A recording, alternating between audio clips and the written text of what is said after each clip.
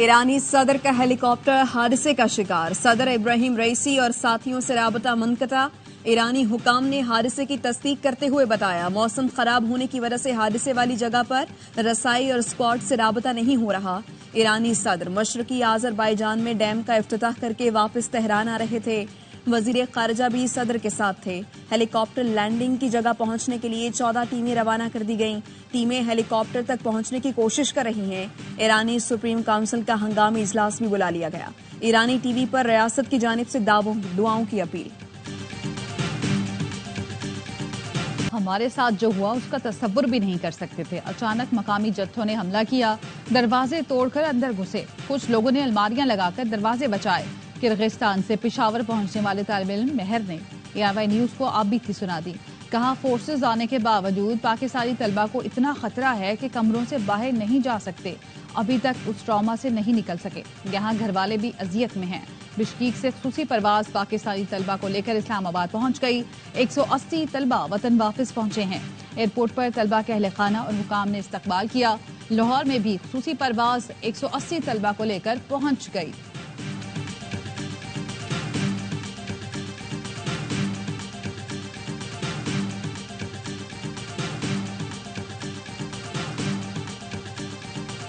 कह रहे हैं कि हालात ठीक हो गए हैं। ऐसे चौथे हालात कुछ ठीक नहीं हुए। रात को जो उन्होंने वार्निंग दी हुई थी कि वो दोबारा हमला करेंगे, लाइट्स ऑफ करके कमरों में घरों में छुप के बैठे हुए हैं। जिसको जहां देख रहे हैं वहां मार रहे हैं। उन्होंने आज का और कल का अल्टीमेटम दिया हुआ है कि यहाँ से आप लोग निकल जाओ, वरना हम आप लोगों को छोड़ेंगे नहीं। हमें वापस पाकिस्तान बुलाया जाए, क्योंकि हम इधर बहुत हमें तंग कर रहे हैं कि हम यहाँ 32 घंटों से इसी फ्लैट में बैठे हैं।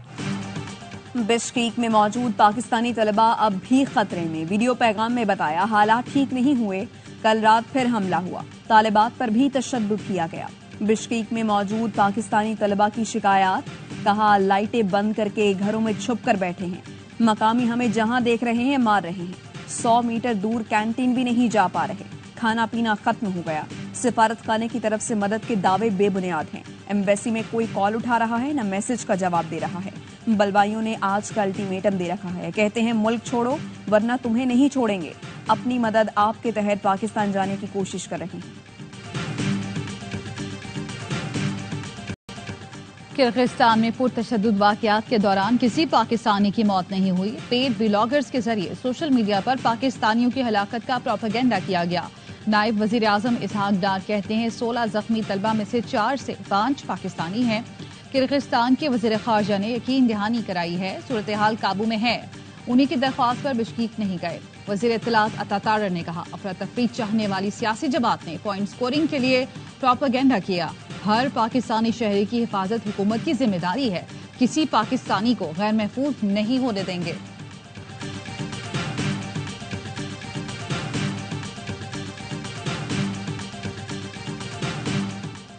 बैनुल-अक़वामी मालियाती फंड का पाकिस्तान पर ज़र मुबादला ज़खायर मजीद बढ़ाने की जरूरत पर जोर।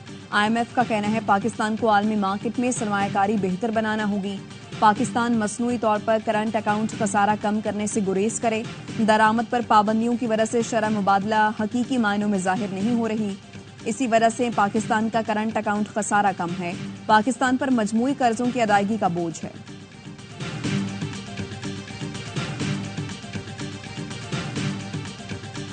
भीख मांगने के बजाय सरमायाकारी लाएं। साबिक सेनेटर मुशाहिद हुसैन सैयद कहते हैं सऊदी अरब 20-30 अरब डॉलर देगा। चीन 25 अरब दे चुका है, मजीद भी देने को तैयार है। कुवैत, UAE, कतर, ओमान के जरिए अफ्रीका तक जा सकते हैं। फैसले करने के लिए हिम्मत होनी चाहिए। कौम में जज्बा मौजूद है लेकिन क़यादत थोड़ी कमजोर है।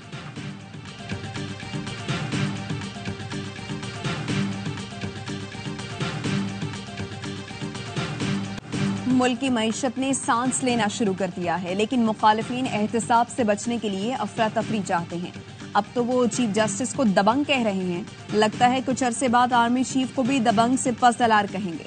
वजीर दिफा ख्वाजा आसिफ का सियालकोट में तकरीब से खिताब, कहा हमारे मुखालिफिन इक्तदार की हवस में कमर जावेद बाजवा को ताहयात तौसी की पेशकश कर रहे थे। ये मुल्क की सालमियत और खुशहाली के सिवा बहुत कुछ ऑफर कर सकते हैं।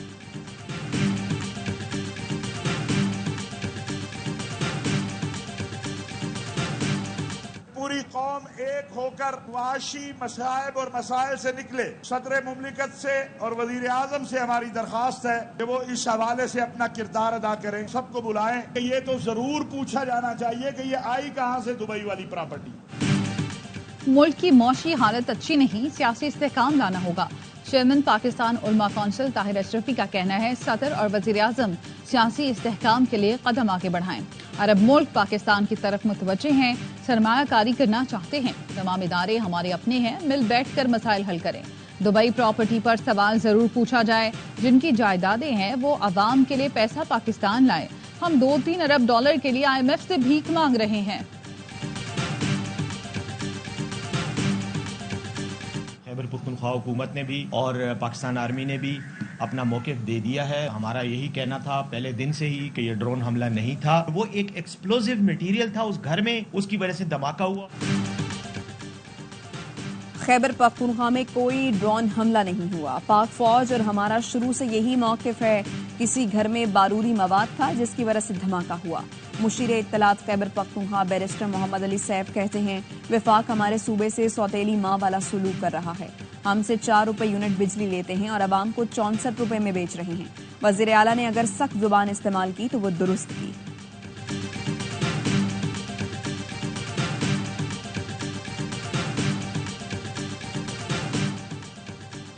पंजाब हुकूमत ने गंदुम खैबर पख्तूनख्वा स्मगल करने पर पाबंदी लगा दी। सेक्रेटरी खुराक पंजाब ने खैबर पख्तूनख्वा जाने वाली अहम चाराओं पर चौकियां कायम करने की हिदायत कर दी। ज़राए आटा मिल्स एसोसिएशन का कहना है किसान को गंदुम खैबर पख्तूनख्वा ले जाने में फायदा है। हुकूमत पाबंदियां लगाकर किसान के लिए मुश्किलात पैदा कर रही है। वज़ीर खुराक खैबर पख्तूनख्वा ज़ाहिर शाह तूरू कहते हैं मकामी किसानों के बाद अब पंजाब के किसानों से गंदुम खरीद रहे हैं। पंजाब से दरामदी गंदुम बिल्कुल नहीं खरीदेंगे।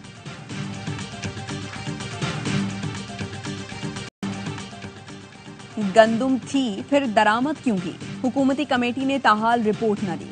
मामला तफ्तीश के लिए नैब पहुंच गया। अजहर सिद्दीक एडवोकेट ने नैब को तहकीकात के लिए शिकायत दर्ज करा दी। AWI न्यूज की खबरों का हवाला दिया। लिखा साबिक निगरान वजीर डॉक्टर कौसर अब्दुल्ला ने इंटरव्यू में बताया था 40 लाख मैट्रिक टन गंदुम मौजूद होने के बावजूद मजीद गंदुम दरामद की गई। गंदुम इम्पोर्ट के वक्त captain retired Mohammad Mahmood secretary food security थे। गैर जरूरी गंदुम इम्पोर्ट से मुल्क को 300 अरब का नुकसान हुआ।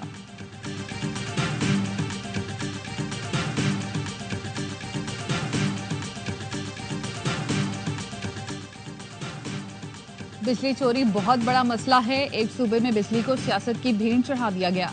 वजीर आला खैबर पख्तूनख्वा से बिजली चोरी पर बेहतर तजवीज़ की उम्मीद रखते हैं।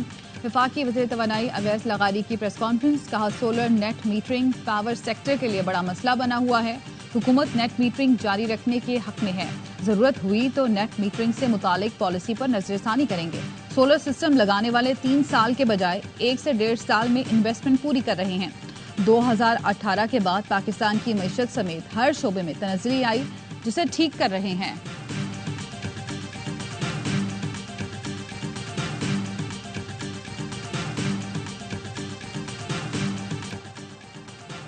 मुल्तान के हल्का NA 148 में ज़िम्नी इंतखाब। गैर हतमी गैर सरकारी नताइज आने का सिलसिला जारी।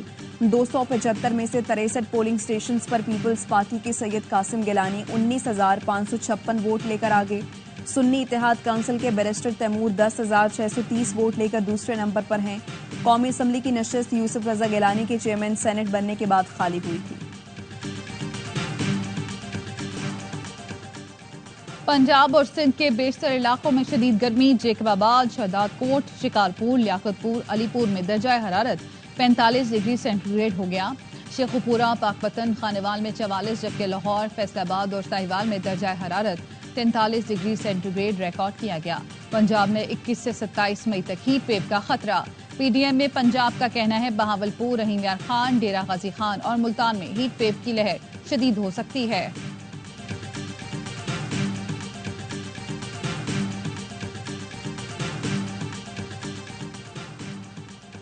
हीट वेव के पेश नज़र सिंध भर में इंटरमीडिएट के इम्तिहानात की तारीख में तब्दीली।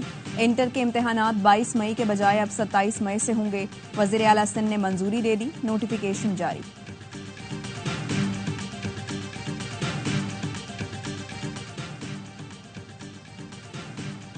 हुकूमत पंजाब ने हित के इज्जत बिल मंजूरी के लिए कल असेंबली एजेंडे में शामिल कर लिया। इजलास का एजेंडा जारी।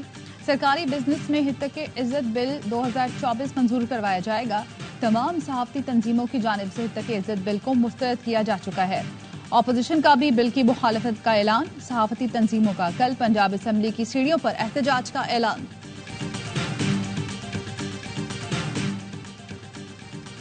वज़ीर आला सिंध मुराद अली शाह का कराची में जारी तरक्याती मंसूबों का दौरा। कोरंगी कॉजवे पहुंचे पुल की तामीर के काम की रफ्तार को तेज करने की हिदायत।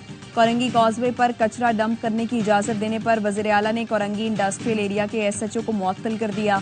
वज़ीर आला सिंध का जाम सादिक पुल का दौरा। वज़ीर आला को ब्रीफिंग में बताया गया मई 2022 में शुरू होने वाला मलीर एक्सप्रेसवे मंसूबा 3 साल में मुकम्मल होगा। मेरी बेटी नहीं, आपकी बेटी है, सिंध की बेटी है। पुलिस बोला आज हो जाएगा, कल हो जाएगा, आज हो जाएगा, कल हो जाएगा, कब होगा? 8 दिनों से मैं घूम रहा हूँ इधर, मेरा कोई सुनने वाला नहीं है।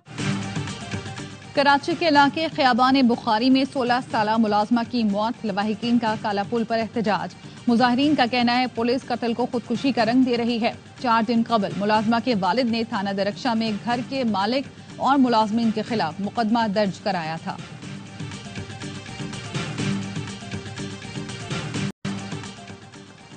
इजरायली फौज के गजा पर फजाई के साथ जमीनी हमले। 24 घंटे में 64 फलस्तीनी शहीद। नसीरात कैंप पर बमबारी में 20 फलस्तीनियों ने जाम शहादत नोश किया। गजा सिटी में इजरायली हमलों में 9 फलस्तीनी शहीद। जुनूबी गजा में 2 सिहोनी फौजी मारे गए। तेहरान में अमरीकी कौमी सलामती के मुशीर जेल सलमान की सऊदी वलीअहद शहजादा मोहम्मद बिन सलमान से मुलाकात। 2 रियासती हल पर बातचीत।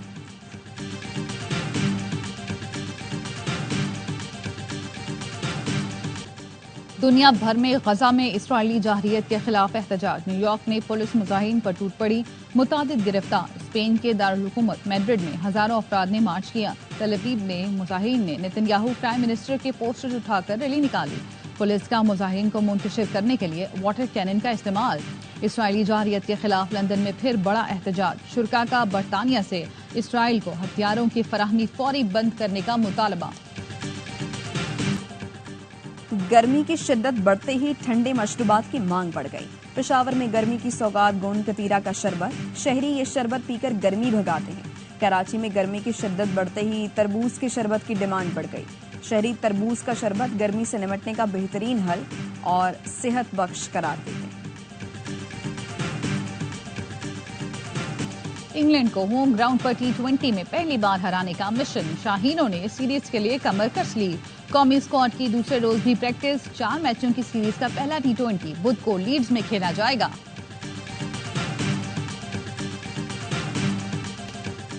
कौमी विमेंस टीम को इंग्लैंड के खिलाफ सीरीज में व्हाइट वॉश शिकस्त का सामना। इंग्लैंड ने तीसरे T20 में पाकिस्तान को 34 रन से शिकस्त दे दी। इंग्लैंड ने पहले बैटिंग करते हुए 176 रन स्कोर किए। डैनी वाइट ने 87 रन की शानदार इनिंग्स खेली। जवाब में पाकिस्तान की टीम 4 विकेटों पर 142 रन बना सकी। इंग्लिश विमेंस टीम ने सीरीज में 3-0 से कामयाबी हासिल की।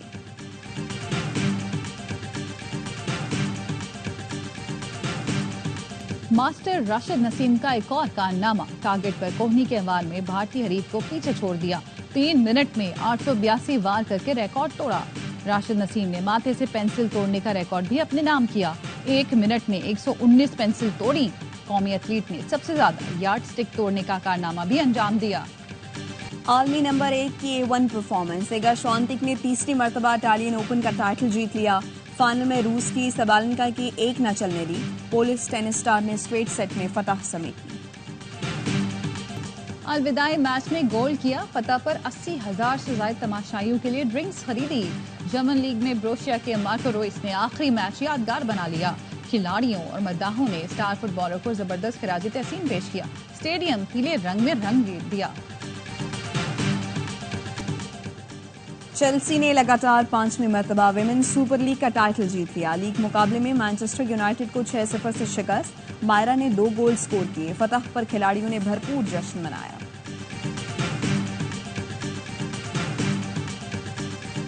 और मुल्क भर में आज हजारा कल्चर डे मनाया गया। कोयटा में मुकीम हजारा बरादरी का शानदार सकाफती मेला। रंगों की बहार आ गई। कदीम लोग धुनों की गूंज, खूबसूरत रंगों से मुज़य्यन सकाफती लिबास पहने लोगों की शिरकत।